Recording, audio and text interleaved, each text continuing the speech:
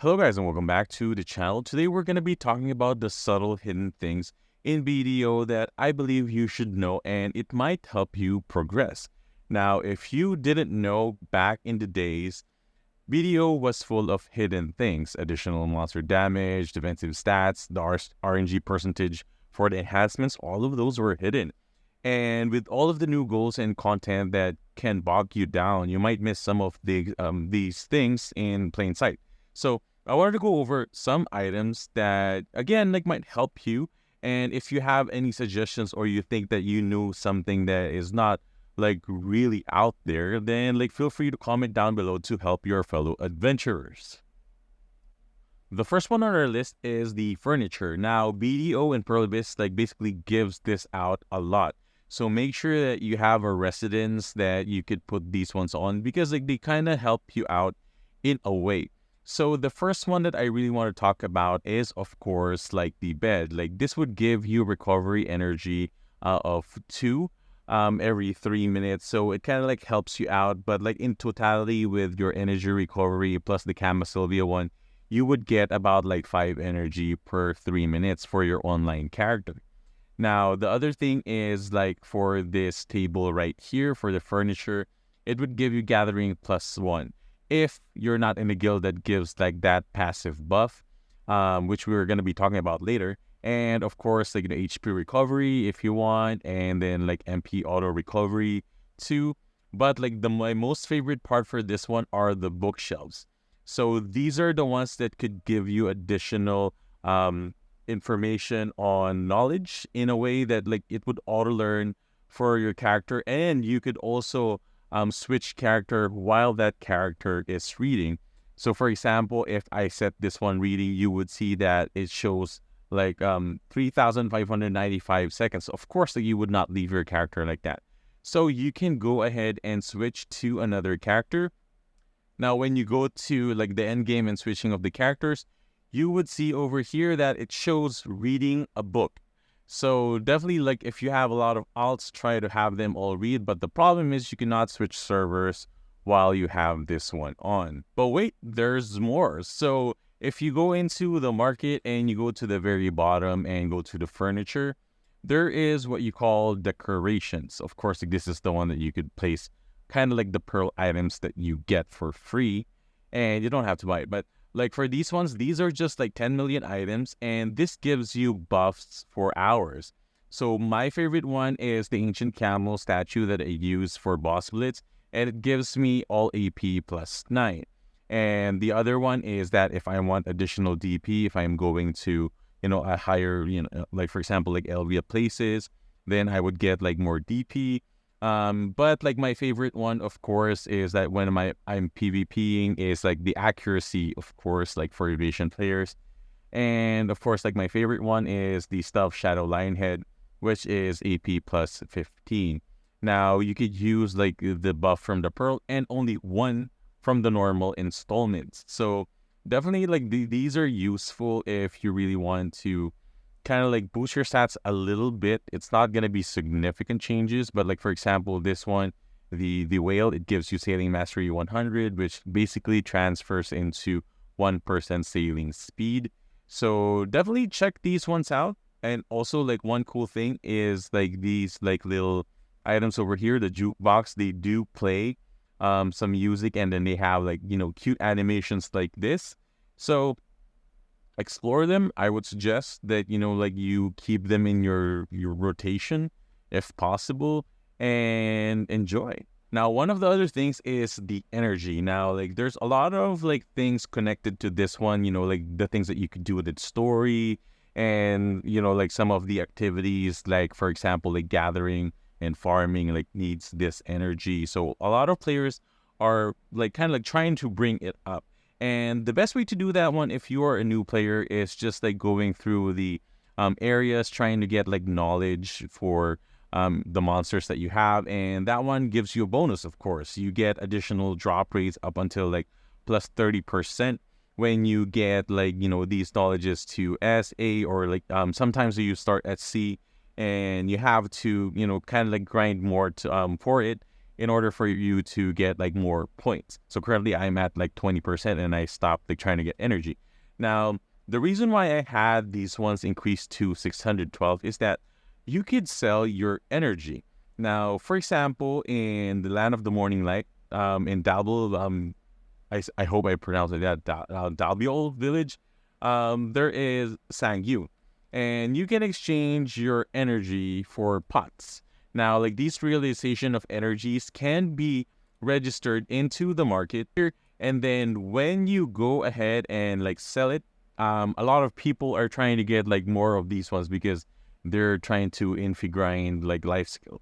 So you could sell this at a high price, and with 612 energy per character, once I fill them up, I could get like an easy 14 million like after tax, which we're going to be covering next too. Now, since we talked about the ecology bonus for the item drop rate, let me talk about your lucky underwear. So you would see like there are some veteran players that are fascinated with like the underwear. Like, why are they wearing like, underwear even with their strikers? It's kind of weird. But like we have a luck stat that actually gives you additional percentage or like increased item drop rate depending on the level of your luck. So you can have up to 12.5% item drop rate bonus, and the maximum amount that you could get, like with the loot scrolls, with the additional like drop rate events that are happening, is plus 300% equaling to 400%. So every percent counts, especially if you're grinding treasure items and some of the sellables. Now, the way you can increase this one too is through your fairy, by like making sure that like you have your fairy leveled up, and then like it does have like the gift +1 by default, and this gives you the +1. And then the other one is the title. So as you play the game, you would get more and more of these ones when fishing, when doing the quest, even when buying costume you would get. And your target is to get 150 of these ones. So you would have like the max energy and additional XP bonuses. Mine currently, I have like the plus 12%, and like that's experience in general. Now let's talk about the loyalties. Now, like this is kind of like commonly ignored sometimes, and there are a lot of players that are asking me like, why do they have to keep track of these ones? And it's because like some of the quality of life, for example, like the T9 enhancing, you could get like one of these like, fruits every day. And then also your reset for the fairy, you could like, kind of like try to re-roll your fairy again and again if you don't want, or accumulate your petals up until like you get like a radiant one. And then of course there are some Val's Cry over here if you really want to boost +10 for your enhancement. Artisan memories like every 4 days if you want. And if you cannot afford value packs, which is going to be our next topic, the tax, then this is where you would get it for 2,800 loyalties. So one of the other things that you have to take notice of this one is the storage. So there are a lot of players that are having trouble with their storage, and of course like they do not want to spend pearl money. So every 5 days, you would be able to get like these expansion slots. And currently, like, mine, I kind of like maxed out a lot of my storage because of like this one. And this kind of like resets every first of every month. You have like 5 chances to like get this one before that one resets. Not 5 chances, like 5 items, so you can expand. So another thing is like also if you're trying to get like expansions in addition to the current one that you have for your worker nodes, you can also get these ones, but like this is just limited to 1. So keep that in mind. And one of my favorites, of course, is that like getting the nether parchment over here. Like this is the one that you could stack your enhancement on the black spirit, so you don't have to kind of like put it on different like alts. And then like also you'll be able to get over here, which is like one of my favorite when exploring and starting the Great Ocean Expedition. If you are interested in getting the Carracks, is like this ship license if you're a cog. And the reason for this one is that like this is the fastest non like ship kind of thing. It has 140% speed with the breezy sails. So this one like could help you explore the islands much easier, let you get to Okila's Eye.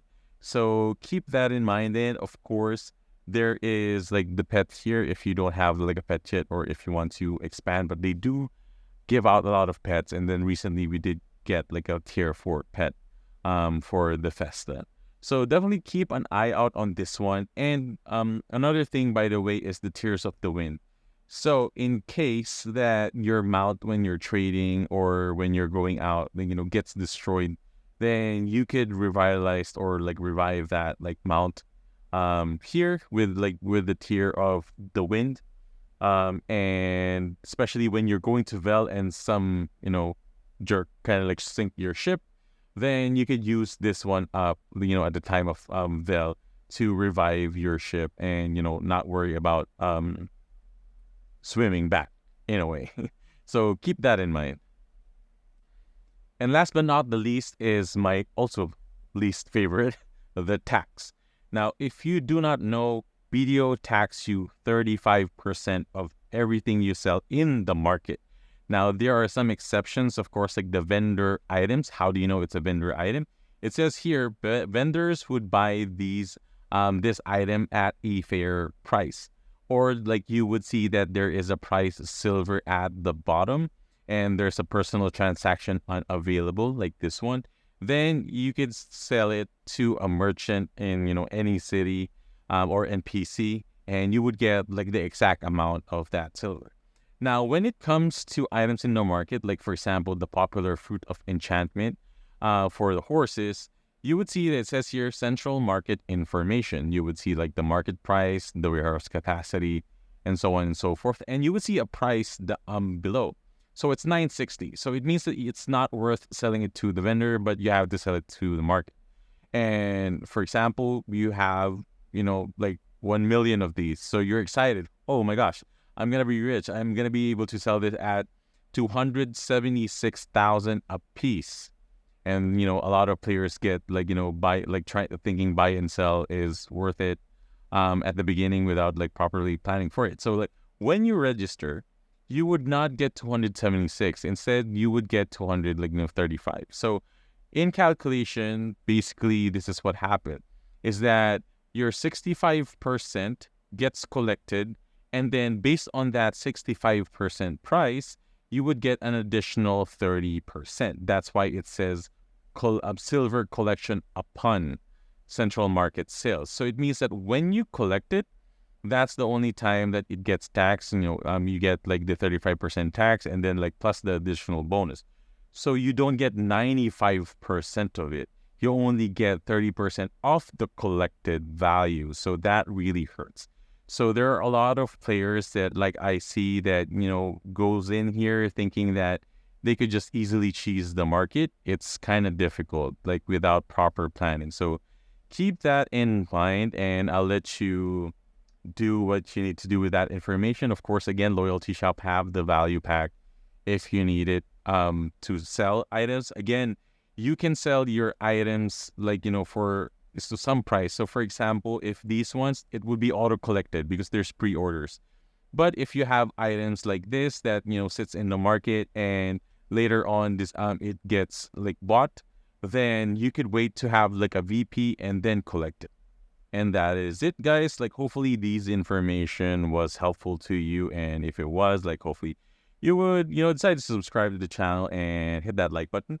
But again, like, if you have any questions, feel free to comment down below. I try to answer as much as I can. And as always, enjoy your BDO adventure. Make sure that your #1 priority is having fun and not making BDO a job. I'll see you on the next video.